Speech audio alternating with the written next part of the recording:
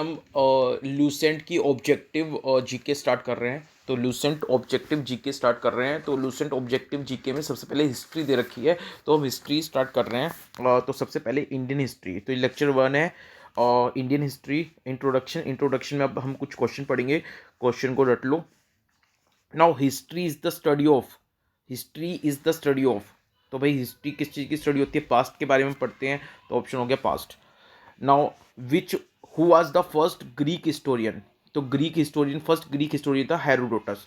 तो हेरोडोटस, अगर आपसे पूछ लें कि फर्स्ट ग्रीक हिस्टोरियन कौन था, हेरोडोटस था। ठीक है, ये इंडियन हिस्ट्री पढ़ रहे हैं, यानी इंडिया के बारे में जिसने लिखा ऐसा ग्रीक हिस्टोरियन कौन था, फर्स्ट ग्रीक हिस्टोरियन, तो हेरोडोटस था। फिर उसके बाद विच of the following explicitly states that history bases all its conclusion on rational evidences, तो हेरोडोटस, तो हेरोडोटस बड़ा समझदार था। हेरोडोटस ने कहा कि जो हिस्ट्री है वो एक सोचे समझे रैशनल एविडेंसेस के बेस पे लिखनी चाहिए। तो जो हिस्ट्री है it should be based on rational evidences. ठीक है, हेरोडोटस ने कहा था ये। हिस्टोरीज बुक किसने लिखी थी? हेरोडोटस ने लिखी थी। तो हेरोडोटस ने लिखी थी हिस्टोरीज। उन्होंने कहा था कि हिस्ट्री जो है it is based on rational evidence. First Greek historian कौन थे? हेरोडोटस थे। ठीक है, अच्छा, फादर ऑफ हिस्ट्री किसको मिला था? हेरोडोटस। तो हेरोडोटस को मिला था फादर ऑफ हिस्ट्री का खिताब। तो देखो हेरोडोटस के बारे में कितने पॉइंट हो गए? फर्स्ट ग्रीक हिस्टोरियन थे, फादर ऑफ हिस्ट्री का टाइटल उनको मिला। उन्होंने कहा कि history is based on rational evidences, और उन्होंने एक बुक लिखी है हिस्टोरीज। फिर ये बात किसने की थी? History repeat itself. तो हिस्ट्री रिपीट इटसेल्फ ये बात की थी हेजल ने, HEGEL, हेजल। तो हिस्ट्री रिपीट इटसेल्फ ये बात कही है हीजल ने, HEGEL, हीजल। तो हिस्ट्री रिपीट इटसेल्फ हीजल ने कहा है ये। फिर उसके बाद नेक्स्ट है we learn from history that man can never learn anything from history. Who said this statement? Hegel. अरे हैगल भाई साहब ने तो कमाल कर दिया। क्या कह रहे हैं देखो, हैगल भाई साहब क्या कह रहे हैं कि we learn from history that man can never learn anything from history. वाह, मतलब हिस्ट्री से हमें ये पता लगता है कि मैन हिस्ट्री से नहीं सीख सकता। ये बात किसने कही है? ये बात कही है हैगल साहब ने। तो हैगल साहब ने ये भी कहा है हिस्ट्री रिपीट इटसेल्फ, और हैगल साहब ने ये भी कहा है कि जो मैन है वो हिस्ट्री से नहीं सीख सकता। ये हमें हिस्ट्री से ही पता लगता है। फिर उसके बाद ये किसने कहा था? All history is the history of class struggle. All history is the history of class struggle, ये किसने कहा था? All history is the history of class struggle, यानी जो डिफरेंट डिफरेंट क्लास है उन्होंने स्ट्रगल किया है अपना अपना, ये हिस्ट्री है। ये किसने कहा था? ये कार्ल मार्क्स ने कहा था। कार्ल मार्क्स ने कहा था whole all history is the history of class struggle. History क्या है? हिस्ट्री क्लास स्ट्रगल के बारे में हम पढ़ते हैं, वो है। फिर उसके बाद जो कार्ल मार्क्स व्यू है हिस्ट्री के बारे में वो बताओ। तो कार्ल मार्क्स व्यू हिस्ट्री के बारे में क्या है? तो कार्ल मार्क्स व्यू हिस्ट्री के बारे में ये है, कार्ल मार्क्स ने ये कहा है कि history is a succession of struggle between the oppressor and the oppressed classes. ठीक है, तो वो ये बोलते हैं, कार्ल मार्क्स ये बोलते हैं, देखो कार्ल मार्क्स ने यही बताया कि क्लास स्ट्रगल के बारे में हिस्ट्री है, और उन्होंने एग्जैक्टली देखो ये भी बोला है कि हिस्ट्री क्या है? हिस्ट्री एक स्ट्रगल है ओप्रेसर एंड ओप्रेस्ड क्लासेस, यानी जो दूसरी क्लास को दबा रहे हैं उनके बारे में, और जो क्लास दब रही है ओप्रेस हो रही है उसके बारे में हम पढ़ते हैं, यानी बेसिकली क्लास स्ट्रगल के बारे में ही है। अच्छा, फिर क्वेश्चन नंबर 10 पे आ जाओ। कार्ल मार्क्स ने क्लास स्ट्रगल के बारे में बताया। ठीक है, तो कौन सी थ्योरी कार्ल मार्क्स ने दी? और फिर उस थ्योरी के बेस पे कार्ल मार्क्स ने कहा कि history is about class struggle. तो उन्होंने जो थ्योरी दी थी वो था डायालैक्टिकल materialism. Dialectical materialism, dialectical materialism, यानी डायालैक्टिकल मैटेरियलिज्म का मतलब है लॉजिकल डिस्कशन। ठीक है, इसका मतलब क्या होता है? Logical discussion, dialectical materialism. तो कार्ल मार्क्स ने एक थ्योरी दी थी dialectical dialectical materialism. Dialectical materialism एक थ्योरी दी थी कार्ल मार्क्स ने, डायालैक्टिकल मैटेरियलिज्म।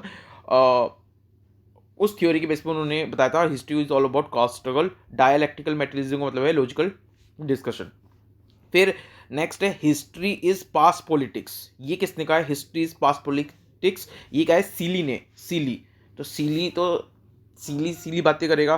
तो सीली ने कहा है कि हिस्ट्री इज पास्ट पॉलिटिक्स। तो ये किसने कहा है? सीली ने। पास्ट पॉलिटिक्स है हिस्ट्री, सीली ने कहा है। नाउ अब ये क्वेश्चन नंबर 12 बोल रहा है match list 1 with list 2 and select the correct answer with the help of code given below. तो पहले लिस्ट 1 में ऑथर्स दे रखे हैं और उन ऑथर्स ने जो हिस्ट्री की डेफिनेशन दी है उसके बारे में बताया गया है। ठीक है, तो एक बार क्वेश्चन नंबर 12 को देख लेते हैं पूरा। क्वेश्चन नंबर 12, तो क्वेश्चन नंबर 12 में देखो सीधा जो है तो वो है जो आंसर है देखो क्वेश्चन नंबर 12 का वो ये है 3412 3412 क्वेश्चन नंबर। तो देखो अब ऐसे ही पढ़ेंगे हम। ठीक है, क्वेश्चन नंबर 12 को देखो। देखो Oak Oakeshott, Oakeshott ये ऑथर है। क्या नाम है इनका? Oak, OAK Oakeshott, SHOTT Shott, Oakeshott. इन्होंने कहा है, इन्होंने डेफिनेशन ऑफ हिस्ट्री क्या दी है? तो इनका ऑप्शन क्या था? 3। ऑप्शन नंबर क्या था इनका? 3 था ना। तो 3 पे आ जाओ। ओक शॉट ने क्या कहा है देख लेते हैं 3 पे। ओक शॉट ने कहा है the fact is that the past his history varies with the present.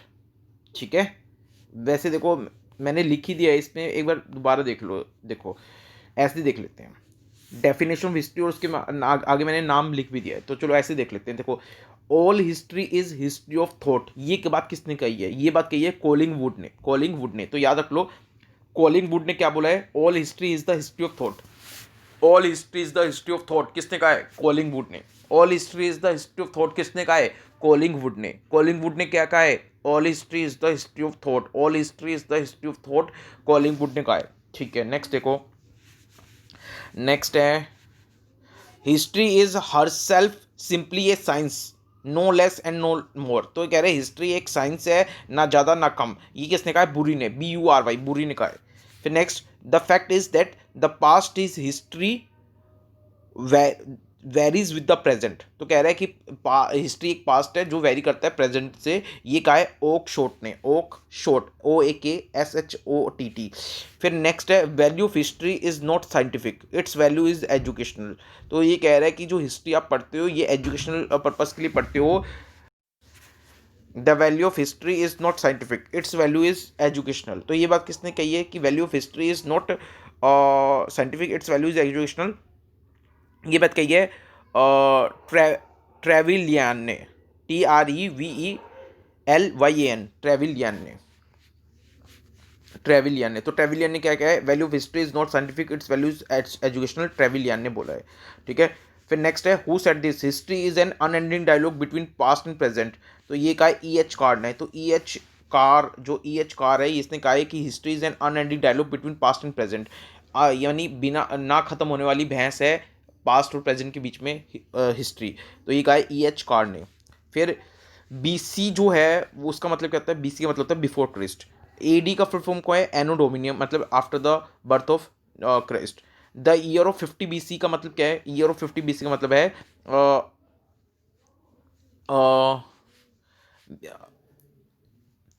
Year of 50 BC। तो ईयर ऑफ 50 BC का मतलब क्या है? तो ईयर ऑफ 50 BC का मतलब क्या है? Appear after 150 BC। ठीक है, तो ईयर ऑफ 50 BC का मतलब क्या है? Appear after 150 BC। The year 1015 AD comes into which century? तो 1015 AD कौन सी सेंचुरी में था? 11th सेंचुरी में। ठीक है, तो 1015 कौन सी सेंचुरी में था? 11th सेंचुरी में था, 11th सेंचुरी AD। ठीक है, तो 1015 याद रखना। 1015 कौन सी सेंचुरी चल रही थी? 1015 वाली जो सीरीज़ है 11th सेंचुरी। ठीक है, कोई खास नहीं है। तो 16 एंड 17 कोई खास क्वेश्चन नहीं है, ना किसी एग्जाम में आए हुए हैं। तो ईयर ऑफ 50 BC मतलब इसका मतलब है option number B, appeared after 150 BC। ठीक है, match list 1 and list 2 and select the correct option. तो देख लो एक बार दोबारा से, देखो समझ नहीं आया तो जो 50 BC है वो 150 BC के बाद पड़ेगा या 150 BC से पहले पड़ेगा? तो आपको पता है जो BC होती है वो हम उल्टा काउंट करते हैं। पहले आएगा फर्स्ट BC, फिर उसके बाद आएगा सेकंड BC, फिर और पुराना थर्ड BC। तो जितना पीछे चलोगे उतना पुराना पीरियड आता जाएगा। जैसे बीसी पे आप खड़े होगे, तो फर्स्ट बीसी आया, फिर उसके और पुराना सेकंड बीसी, उससे और पुराना थर्ड बीसी, ऐसे जो 50 बीसी है वो पहले पड़ा होगा, और उससे पुराना क्या है 150 बीसी। तो जो 150 बीसी है, सॉरी 50 बीसी है, वो किसके बाद अपीयर हुआ, तो पहले आया होगा 150 बीसी, और फिर 140 बीसी, फिर 130 बीसी, ऐसे करते करते 50 बीसी। तो हम बोल सकते हैं जो 50 बीसी है वो कब अपीयर होता है, 150 बीसी के बाद अपीयर होता है। ठीक है, ये क्वेश्चन नंबर 16 है। और 1015 एडी में कौन सी सेंचुरी चल रही थी, 11th सेंचुरी चल रही थी। और ठीक है, नाउ लिस्ट वन और लिस्ट टू में हम सेलेक्ट कर लेते, लिस्ट देख लेते हैं, list one list two. Vikrama era, Vikram era कब था 58 बीसी में। साका ईरा कब था 78 एडी में। गुप्ता ईरा कब था 320 एडी में। और काली ईरा कब था 3102 बीसी में। ठीक है, 3102 बीसी में। तो विक्रमा ईरा 58 बीसी, साका ईरा 78 एडी, गुप्ता ईरा 320 एडी, काली ईरा 3102 बीसी। ठीक है, तो ये आपको याद रखना है, ये इंपॉर्टेंट इराज हैं जिनके डेट आपको याद रखनी है, बाकी सबकी डेट याद रखनी जरूरत नहीं है। जब हम थ्योरी वाले लेक्चर है उसमें थ्योरी वाले लेक्चर में मैंने आपको बोला है कि सबकी डेट याद रखनी जरूरत नहीं है, एक दो इंपॉर्टेंट जो इराज हैं उनकी डेट याद रख लो। तो विक्रम ईरा कब से काउंट होता है 58 बीसी से, साका ईरा 78 एडी से, गुप्ता ईरा 320 एडी से, काली ईरा 3102 बीसी से। अच्छा, फिर उसके बाद क्वेश्चन नंबर 19, विक्रम संवात कब से शुरू होता है, तो अभी पढ़ा हमने विक्रम ईरा कब से शुरू होता है 58 बीसी से, और साका ईरा 78 एडी से। साका संवात जो कमेंस हुआ था वो कौन से किंग के रीजन में साका समाज शुरू हुआ था, तो कनिष्का। तो जो कनिष्का थे, कनिष्का के राज में साका संवाद स्टार्ट हुआ था। तो साका संवाद started in Kanishka, Kanishka king. ठीक है, अब नेक्स्ट क्वेश्चन है कि जो नेशनल कैलेंडर है वो सरकार, हमारी सरकार ने दो नेशनल कैलेंडर बता रखे हैं। एक तो ग्रिगोरियन कैलेंडर जो आप पढ़ते हो इंग्लिश कैलेंडर, और एक होता है साका संवाद कैलेंडर। तो साका संवाद कैलेंडर भी नेशनल कैलेंडर है, तो ऑप्शन है साका संवाद। ठीक है, उसके बाद नेक्स्ट है the credit of commencement of Gupta संवाद हैज़ गिवन टू होम। तो गुप्ता संवाद किसने स्टार्ट किया था, तो गुप्ता संवाद शुरू किया था चंद्रगुप्त वन ने। तो याद रखना है गुप्ता संवाद किसने शुरू हुआ था, चंद्रगुप्त वन ने। फिर पूछ रहा है चंद्रगुप्त वन ने जो गुप्ता संवाद शुरू किया था वो किस लिए किया था, तो वो इसलिए किया था क्योंकि चंद्रगुप्त वन को जब राजगद्दी मिली थी, तो राजगद्दी मिलने पर चंद्रगुप्त वन ने गुप्ता संवाद शुरू किया था। ठीक है, फिर ये नेक्स्ट क्वेश्चन पूछता है consider the following statement and select the correct answer from the code given below. ठीक है, तो 1 सेकेंड एंड 3 करेक्ट है और फोर्थ गलत है। तो 1 सेकेंड 3 और सही स्टेटमेंट और फोर्थ स्टेटमेंट गलत है। तो फर्स्ट स्टेटमेंट क्या है, विक्रम संवाद स्टार्ट हुआ था 58 बीसी में, साका संवाद स्टार्ट हुआ था 78 एडी में, गुप्ता ईरा 320 या 319, कोई बोलता है 319 में हुआ था, कोई बोलता है 320 में हुआ था। आप दोनों ऑप्शन में से कोई भी ऑप्शन आए तो पुट राइट कर सकते हो। 3 अभी हमने पढ़ा था गुप्ता ईरा कब स्टार्ट हुआ था 320 एडी में, और आप इसको 319 दे रखो तो भी हम आप बोल सकते हो। ठीक है, और फिर जो लास्ट है कि मुस्लिम रूल इंडिया में बिगिन हुआ था 1192 एडी में, तो ये तो बहुत गलत बात है। ठीक है, मुस्लिम रूल 1192 एडी में नहीं हुआ था, और ये गलत स्टेटमेंट है फोर्थ वाला मुस्लिम वाला। तो विक्रम संवाद 58 बीसी में, साका संवाद 78 एडी में, और गुप्ता संवाद 320 एडी में है। वैसे हमने अभी ऑप्शन पढ़ा है पिछले 18 या 19वां क्वेश्चन था ये। तो लेकिन जो गुप्ता है वो एक्चुअली 319 भी अगर ऑप्शन है तो भी करेक्ट है, क्योंकि 319 और 320 के आसपास ही गुप्ता एरा स्टार्ट हुआ था, और मुस्लिम रूल इंडिया में 1192 एडी में स्टार्ट नहीं हुआ था। ये बिल्कुल गलत स्टेटमेंट है। ठीक है, कोई लॉजिक ही नहीं है। ठीक है, Harshavardhana introduced Harsha Samvat in 606 AD on the occasion of. तो जो हर्षवर्धन है उन्होंने हर्षा संवाद शुरू किया था, और किस लिए स्टार्ट किया था, क्योंकि उनको राजगद्दी मिली थी, इसलिए उन्होंने हर्षवर्धन ने हर्षा संवाद शुरू किया था। ठीक है, अब किस संवाद को कालचूरी संवाद बोलते हैं, तो जो त्रिकुट का संवाद है, त्रिकुट का TRAIKUTAK त्रिकुट का संवाद है, उसको आप कालचूरी संवाद भी बोलते हो। तो कालचूरी संवाद किसको बोलते हो, त्रिकुट का संवाद को बोलते हो। ठीक है, चालुक्य विक्रमा संवाद ये किसने शुरू किया था? तो विक्रमादित्य सिक्स जो थे, विक्रमादित्य सिक्स, उन्होंने चालुक्य विक्रमा संवाद शुरू किया था। तो चालुक्य विक्रमा संवाद किसने शुरू किया था? विक्रमादित्य सिक्स ने। थोड़ा पिक्चर क्लियर नहीं आई है तो मैं ट्राई करूंगा अगली क्लास से पिक्चर प्रिंट साफ आए। Among the following who is credit to commence new Samvat. तो न्यू संवाद किसने शुरू किया था? तो लक्ष्मण सेन जो बंगाल के थे, लक्ष्मण सेन, उन्होंने एक संवाद शुरू किया था। ठीक है, न्यू संवाद। ठीक है, तो न्यू संवाद किसने शुरू किया था? न्यू संवाद शुरू किया था लक्ष्मण सेन ने। फिर which of the following will be the year of Saka Samvat in दिसंबर 2009। तो दिसंबर 2009 में साका संवाद का कौन सा ईयर होगा? तो साका संवाद दिसंबर 2009 में साका संवाद का 1931वां ईयर होगा। ठीक है, तो उसके हिसाब से आप देखते रहो। तो एक आपको पता लग गया कि दिसंबर 2009 में साका संवाद का कौन सा ईयर होगा? 1931वां ईयर होगा। ठीक है, बाकी सारी कैलकुलेशन आपको याद करने की जरूरत नहीं है।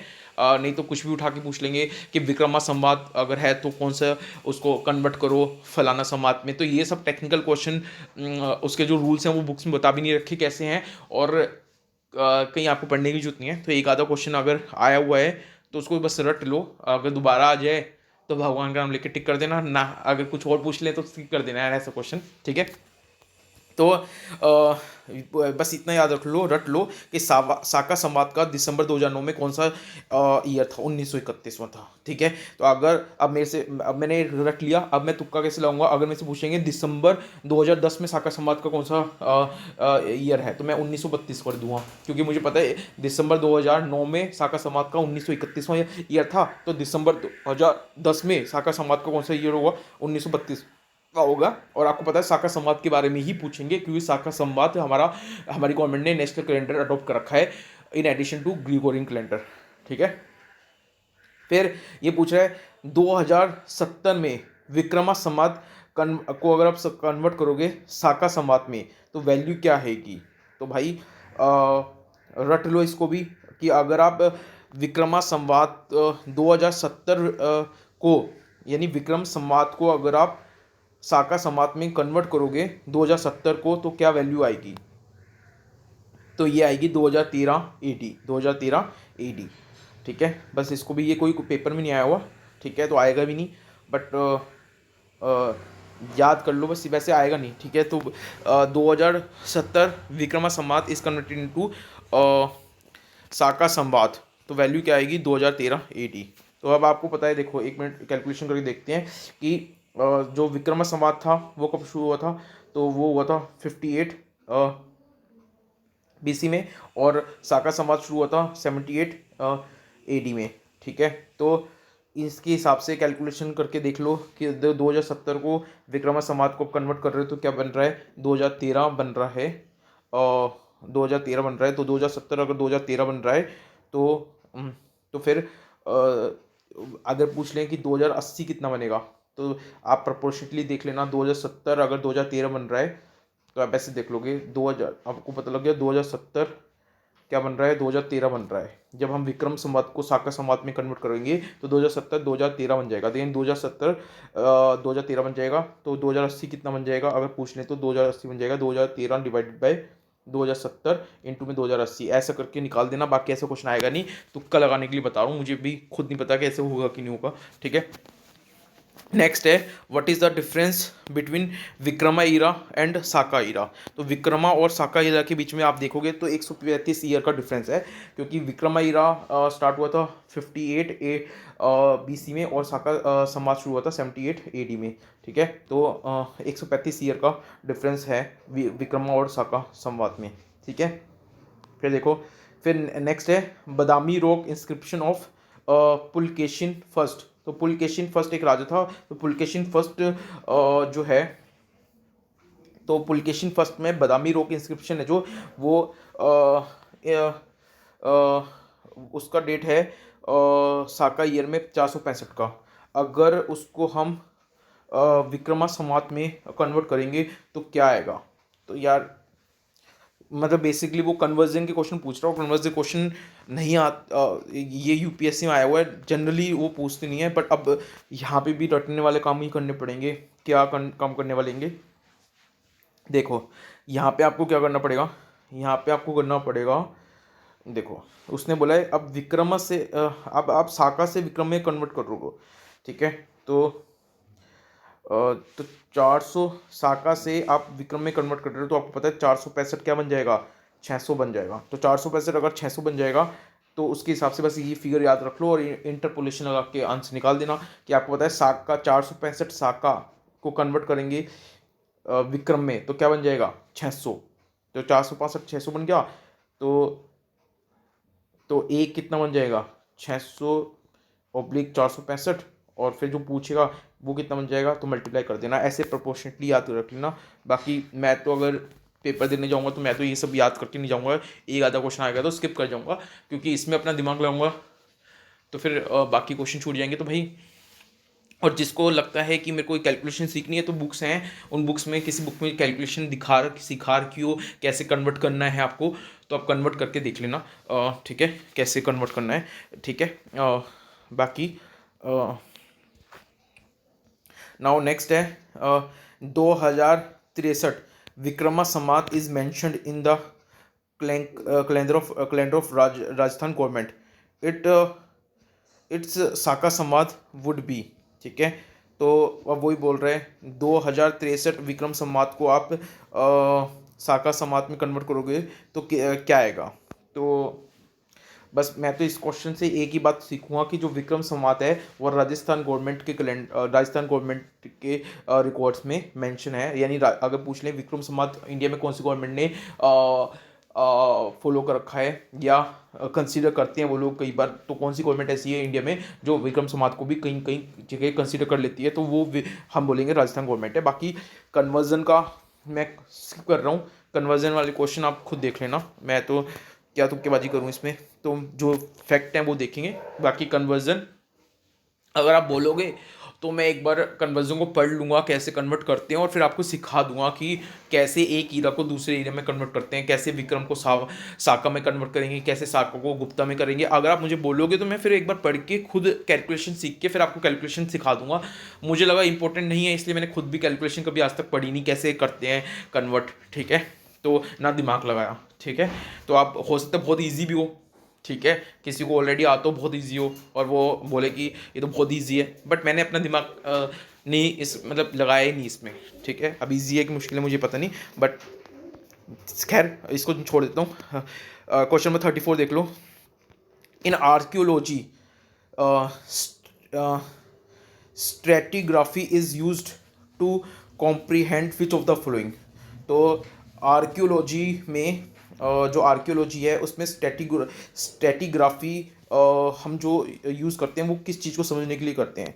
तो gradual deposit of physical remains, तो जो आपके किसी चीज़ के कोई शेष अवशेष रह जाते हैं और वो शेष जो कहीं पे डिपॉजिट हो जाते हैं, जैसे कोई भी चीज़ आपको मिली आर्कियोलॉजिकल, तो उसकी कोई बॉडी उसकी कोई चीज़ मिली आपको और वो कहीं पे डिपॉजिट हो के जमा थी तब जाके आपने खोदा और चीज़ मिली आपको, तो उस चीज़ को समझने के लिए कि वो क्या चीज़ है, वो जो डिपॉजिट हुआ है किस चीज़ का फिजिकल रिमेन है वो क्या चीज़ है, उस चीज़ के लिए हम स्टैटिग्राफी यूज़ करते हैं, स्टैटिग्राफी, ठीक है। तो फिजिकल रिमेन्स किसी चीज़ के कहीं पे डिपॉजिट हो जाते हैं, वो किस चीज़ के फिजिकल रिमेन्स हैं वो जानने के लिए हम स्टैटिग्राफी यूज़ करते हैं, ठीक है। तो याद रखना stratigraphy is use to understand the gradual deposit of physical remains. Carbon dating system was developed by Willard Libby. तो विलार्ड लिबी ने कार्बन डेटिंग सिस्टम स्टार्ट किया था। कार्बन डेटिंग सिस्टम का मतलब होता है अगर आपको ये चीज़ देखनी है कि ये जो आपको चीज़ मिली है वो कितनी पुरानी है, तो आप कार्बन डेटिंग का यूज़ करके आप देख सकते हो कि वो जो आपको चीज़ मिली है वो कितनी पुरानी है। जैसे आपको मोहनजोदड़ो मिला, मोहनजोदड़ो आपको पता है इंडस वाली सिविलाइजेशन मिलता है, तो मोहनजोदड़ो कितना बड़ा है कितना पुराना है, तो वो चेंज करने के देखने के लिए आपको कार्बन डेटिंग का यूज़ करना पड़ेगा। तो कार्बन डेटिंग सिस्टम किसने निकाला था, विलार्ड लिबी ने निकाला था। Which of the following is use to date the archaeological remains of wood bone and shell. तो जो आर्कियोलॉजिकल रिमेन्स वुड के बोन के और शेल के जो आर्कियोलॉजिकल रिमेन्स हैं उसके चीज़ के लिए उसकी वो कितने पुराने हैं, तो उस चीज़ के लिए कौन सी कार्बन डेटिंग यूज़ होती है, तो वो है कार्बन 14। तो carbon 14 is used to date the remains of wood bone and shell. तो वुड बोन और शेल कितने पुराने हैं, उसके लिए कौन सी कार्बन डेट यूज होती है, कार्बन 14 वुड बोन और शेल के लिए। Carbon date is use to determine the age of fossil, जो रिमेन्स रह गए हैं किसी चीज़ के, फॉसिल्स हैं, उस चीज़ को की एज जानने के लिए हम कार्बन डेटिंग का यूज़ करते हैं, आपको पता ही है। Pre history ends and history begins when man learn to write, ठीक है। तो प्री हिस्ट्री में मैं लिखना नहीं जानता था, और जैसे जैसे प्री हिस्ट्री खत्म होगी और हिस्ट्री स्टार्ट होगी तो रिटन एविडेंस मिलने भी शुरू हो जाएंगे, क्योंकि प्री हिस्ट्री में प्री हिस्ट्री जब आप पढ़ोगे तो सिर्फ आपको आर्कियोलॉजिकल कलेक्शन ही मिली है, उसके बेस पे प्री हिस्ट्री की जानकारी मिली है। प्री हिस्ट्री में कोई भी रिटन एविडेंस नहीं मिले हैं, इसका मतलब मैं लिखना नहीं जानता था। लेकिन अब जब आप हिस्ट्री स्टार्ट होगी तो हिस्ट्री में आपको रिटन एविडेंस मिले हैं और आर्कियोलॉजिकल कलेक्शन मिले हैं। इसका मतलब जब हिस्ट्री आई तो मैंने लिखना स्टार्ट कर दिया था, ठीक है। In the context of India historic period begin from, historic period का मतलब है जहाँ पे मैंने लिखना शुरू कर दिया था। एक होता है प्री हिस्ट्री, प्री हिस्ट्री मतलब जहाँ पे मैंने लिखना शुरू नहीं किया था, हिस्ट्री मतलब जहाँ पे मैंने लिखना शुरू कर दिया था। हिस्टोरिक पीरियड कब से शुरू होता है, 600 BC ऑनवर्ड्स। तो ये बात तो बड़ी इंपॉर्टेंट आपको याद रखनी चाहिए, ये बात तो कि हिस्टोरिक पीरियड जहाँ मैंने लिखना शुरू कर दिया था वो पीरियड कब से शुरू होता है हिस्टोरिक पीरियड, तो वो है 600 BC ऑनवर्ड्स, ठीक है। 600 BC के बाद Indus civilisation is also known as proto historic civilisation. अब आपको बताता हूँ, देखो पहले तो 3 तरह के हिस्ट्री होती है प्री हिस्ट्री। प्री हिस्ट्री में मैंने लिखना नहीं जानता था तो रिटन एविडेंस कुछ नहीं थे। फिर एक प्रोटो हिस्टोरी, प्रोटो हिस्टोरी का मतलब होता है कि मैंने लिखना स्टार्ट कर दिया था लेकिन मैंने क्या लिखता था वो आज तक हमें समझ नहीं आया, तो हम वो पढ़ के आज तक नहीं समझ पाए कि प्रोटो हिस्टोरिक पीरियड में जो रिटन एविडेंस मिले हमें उसका मतलब क्या है। और फिर है हिस्ट्री, हिस्ट्री में मैंने लिखना शुरू कर दिया था और अब वो हम समझ भी पा रहे हैं कि उसने क्या लिखा हुआ है, ठीक है। तो प्री हिस्ट्री में लिखना ही नहीं जानता था, सिर्फ आर्कियोलॉजिकल कलेक्शन मिली है। प्रोटो हिस्ट्रिक पीरियड में आर्कियोलॉजिकल कलेक्शन मिली है, रिटन एविडेंस मिली है, लेकिन रिटन एविडेंस हमें समझ नहीं आए। और हिस्ट्री के पीरियड में रिटन एविडेंस मिले हैं और आर्कियोलॉजिकल कलेक्शन मिली है और हमें रिटन एविडेंस पढ़ने भी आ गए हैं, वो क्या लिखते थे, उनकी राइटिंग हमें समझ में आ गई। तो अब बोल रहा है जो इंडस सिविलाइजेशन है वो क्या है, वो प्रोटो हिस्टोरिक पीरियड है। प्रोटो हिस्टोरिक मतलब इंडस सिविलाइजेशन में हमें कुछ रिटन एविडेंस मिले हैं लेकिन उनको आज तक डेसिफर नहीं कर पाए हैं, और ठीक है। तो वो बोल रहा है Indus civilisation is known as proto historic civilisation because remains of writing found in it. इसका मतलब है प्रोटो हिस्टोरिक इसलिए बोल रहा है क्योंकि इंडस सिविलाइजेशन में हमें कुछ रिटन एविडेंस मिले हैं बट हम उसको पढ़ नहीं पाए, इसलिए इंडस वाली सिविलाइजेशन को आप क्या बोलोगे, प्रोटो हिस्टोरिक बोलोगे, ठीक है। तो फिर Chaitra 1 of the national calendar. अब जो नेशनल कैलेंडर है वो 2 है, एक तो ग्रिगोरियन कैलेंडर जो इंग्लिश कैलेंडर जो आप सबको पता है, और एक है साका ईरा के बेस पे। तो साका ईरा के बेस पे पता है कैसे मंथ होते हैं, चैत्रा 1, इस तरह के टेक्निकल हिंदी के वर्ड होते हैं, उसके अकॉर्डिंग मंथ हैं। ऐसे नहीं होता जनवरी फरवरी, ऐसे होता है चैत्रा का महीना, इस तरह के कुछ होते हैं टेक्निकल वर्ड। तो जो चैत्रा 1 है नेशनल कैलेंडर जो साका ईरा है उसमें जो चैत्रा 1 है वो it is correspondent to which of the following date of the Gregorian calendar. तो साका का चैत्रा 1 ग्रिगोरियन कैलेंडर का 22 मार्च या 21 मार्च होगा। तो याद रख लो जो ग्रिगोरियन कैलेंडर में 22 मार्च या 21 मार्च की डेट है वो साका ईरा के कैलेंडर के हिसाब से हम उसको बोलते हैं चैत्रा 1। अब पूरा याद करने की जरूरत नहीं है कि पूरा कैलेंडर लेके बैठ जाओ आप और फिर याद करो कैसे, जैसे ग्रिगोरियन कैलेंडर में जनवरी फरवरी मार्च होते हैं, ऐसे साका में कौन कौन से मंथ होते हैं, क्या डेट्स होती हैं, ये सब याद रखने की जरूरत नहीं है। बस इतना रट लो, एक क्वेश्चन अगर मिल गया है तो उस क्वेश्चन को रट लो, बस फालतू दिमाग मत लगाओ अपना, ऐसा क्वेश्चन दोबारा नहीं आएगा, ठीक है। तो और आ जाए तो यार क्या कर सकते हैं, बाकी ऐसा नहीं आएगा। और ये किसी पेपर में भी नहीं आया, तो नहीं आया हुआ है, ये UPSC 2014 में आया हुआ है शट। बट ठीक है, एक आधा क्वेश्चन यार आपको पता है पूरे क्वेश्चन किसी के भी सही नहीं होते है ना, तो एक आधा अगर छूट जाएगा, बाकी चीज़ें आपके 100 क्वेश्चन आए, 2-4 क्वेश्चन छूट गए लेकिन आपने 96 क्वेश्चन ठीक कर दिए तो आ गई ना रैंक 1 इंडिया में। तो ठीक है, तो स्मार्ट स्टडी करनी चाहिए, ठीक है। तो चैत्रा 1 नेशनल कैलेंडर, साका ईरा जो नेशनल कैलेंडर है साका ईरा के बेस पे वो ग्रिगोरियन कैलेंडर की 22 से 21 मार्च पड़ेगी। Who introduced the trend of division of history into 3 part, ancient, medieval, modern। तो हिस्ट्री को 3 पार्ट में एंशियंट, मॉडर्न और मेडिवल में किसने डिवाइड किया था, तो सिलेरियस था। आपको पता भी है, मैंने पढ़ाया भी है, जब आपको मैं थ्योरी पढ़ा रहा हूँ उसमें देखना, सिलेरियस जो है उसने हिस्ट्री को एंशियंट, मेडिवल और मॉडर्न के बीच में डिवाइड किया है सिलेरियस ने। थैंक यू सो मच, अब नेक्स्ट वीडियो मिलते हैं। Thank you, bye bye, take care.